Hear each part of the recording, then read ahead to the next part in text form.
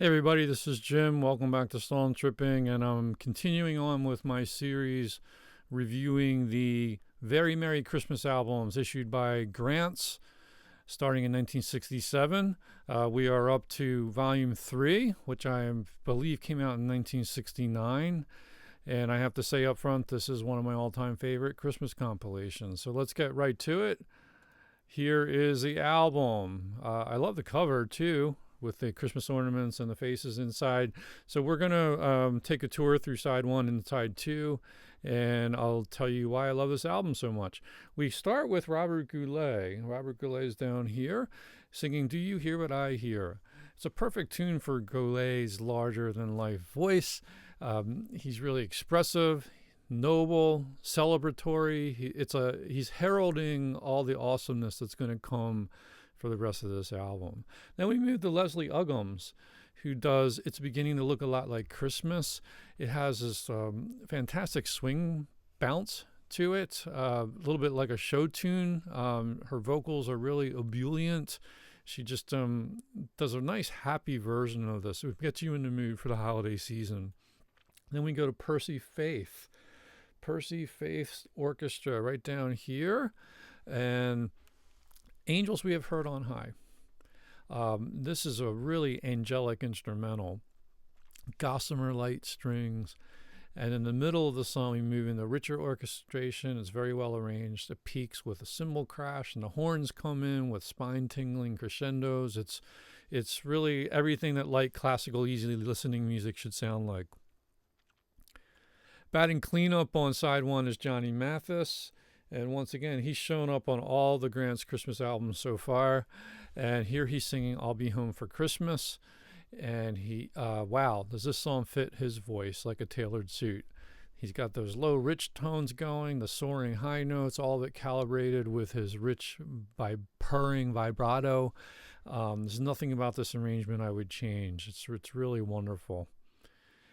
And then we go to the Ray Conniff singers singing The Real Meaning of Christmas. It's a song that I think should be sung by a choir. It's got a communal message to it. The message is Christmas is about the giving of love every day. And don't forget it. Less taking, more giving. It's a message we all need to hear. And the choir sounds great on here. Nice harmonies. We finish actually, we're not at the end of side one. We then move on to Jim Nabors singing Three Wise Men, Wise Men 3.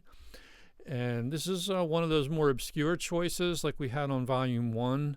And I think Jim's voice really fits this one. It's a moody type of song. It reminds me a little bit of songs like The Little Drummer Boy, We Three Kings of Orient are. I think it's a song that should be covered more, but I can't imagine anyone surpassing Jim Nabors' version here. It's a real nice one. Then another instrumental by Andre Kostelanetz, Christmas Chimes. This is another magical one. Kostelanetz knows how to arrange this to give the music a nice tinsely effect. You've got those chimes, the celeste, the bells. It has that sort of Russian nutcracker vibe. And this is a kind of, I would listen to this album on Christmas Eve, dreaming of all the presents that I would get the next morning. And I always would wonder how Santa was going to get into our house because we didn't have a fireplace. I thought, well, I suppose he's going to have to break and enter, but he's going to get in one way or the other. And I knew he would come, and I knew he would sign that note beside the milk and cookies we left for him, and it would be in my father's handwriting. And so on side one, it's pure magic. No duds. It's a great mix of styles and the sequencing of tracks. There's no jarring changes going from track to track, even though there's a lot of diversity in the song selection. Let's move on to side two. Get your handkerchiefs out, folks. Christmas Lullaby by Cary Grant. I don't know where they got this track from, but it's mostly Cary doing spoken word over this gentle instrumental backdrop. He's like your wise old uncle. And when he breaks into song in this half sort of fragile, half sung voice, I always tear up. It's sentimental. And then later in the song, there's a solo violin that creeps in, which is just like wonderfully played. And that also tugs at the heartstrings. It's everything a lullaby should be. Then we go classical with Eugene Ormandy and the Philadelphia Orchestra and the Temple University Choir. I always loved the Baroque polyphony on this one, and the Philadelphia strings really weave around the voices like fine lace. And I would listen to this song and realize this is hundreds of years old, and people have been celebrating Christmas for hundreds of years. And it made me feel connected to the past in a very nice way. And then we go back to a spoken word piece by Burl Ives, who reads the Christmas story from the Bible. Who better than Burl to read that? I can only think of one rival, and that would be Linus from the Charlie Brown Christmas special.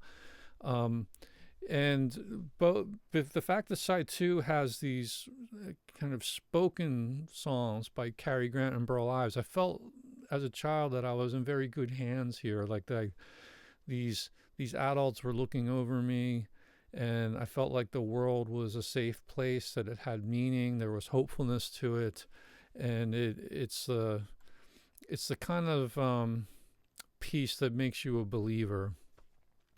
Then we go to Mahalia Jackson singing Silver Bells, one of my all-time favorite covers of this song. She gives it a nice gospel flavor, and she finds this spiritual center that you didn't realize was in the song. You normally think of it as kind of just fun, secular song about holiday time in the city, but she finds something deeper going on in there, which is really cool. Then we move to an instrumental by Ed Sullivan Orchestra, I Saw Mommy Kissing Santa Claus. Not one of my favorite Christmas songs. It's just too silly for me. But I'm thankful that they didn't sing it. They just played the music, and the music is much more tolerable. And what the Ed Sullivan Orchestra does with it is a lot of fun. It has this groovy 60s swing thing happening, great brass, good saxophones. It makes you want to get up and shake your hips. Then we tone it down with Diane Carroll singing Some Children See Him. And this almost feels like a Joan Baez folk song. Diane just nails this one, and it gives it a real deep rendering. And it's got this very positive diversity message to it that's really soulful, but also anchored in like this folk feel. And I like that a lot.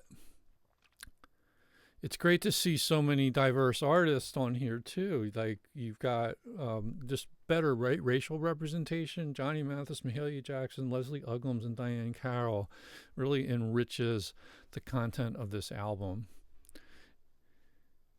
Then we move on to Mitch Miller and the gang. Mitch with that great beard. And they're singing What Child Is This? The gang sounds just right for this carol. The Greensleeves melody is just a holiday favorite. It's perfect for those winter solstice nights. And the arrangement is sparse. The vocals are very prominent up front. And it's a nice follow-up to the Diane Carroll tune, which also felt more folk-based. And we finished side 2 with Bobby Vinton singing Christmas Chopsticks. This is a tune based on the 'Twas the Night Before Christmas. It's done in a waltz rhythm. Bobby's pop voice, I think, is very well matched to this fun tune. It's very much a tune for kids. And as a kid, on the whole, I felt this album was made just for me. It's a great family album, a great kids album, but adults can draw a lot of entertainment from it too. So that's a side 2 roundup. It's just as good as side 1, maybe even more sentimental. And it does, though, have enough froth and mirth to keep things uplifting. This is just, for my money, a perfect Christmas compilation. It's a 5-star album. I give it my highest recommendation. Yes, I'm sure nostalgia plays a role in that, no doubt about it. But I think any fan of Christmas music is going to enjoy this album. And the good news is you can find this album really easily in the charity shops. I always see it cropping up in the bins. So happy hunting. I hope you find it and clean it up and give it a listen and let me know what you think of it. there's more goodness ahead with Volume 4. So as much as I like Volume 3, I think I like Volume 4 just as much. I'm excited to talk about that with you next time. If you enjoyed this episode, hit the like button. I hope you subscribe and click the notifications bell. I would really appreciate it. Let me know what you think of these albums in the comments. If you have questions, your own reviews, be happy to hear it. Thanks for watching.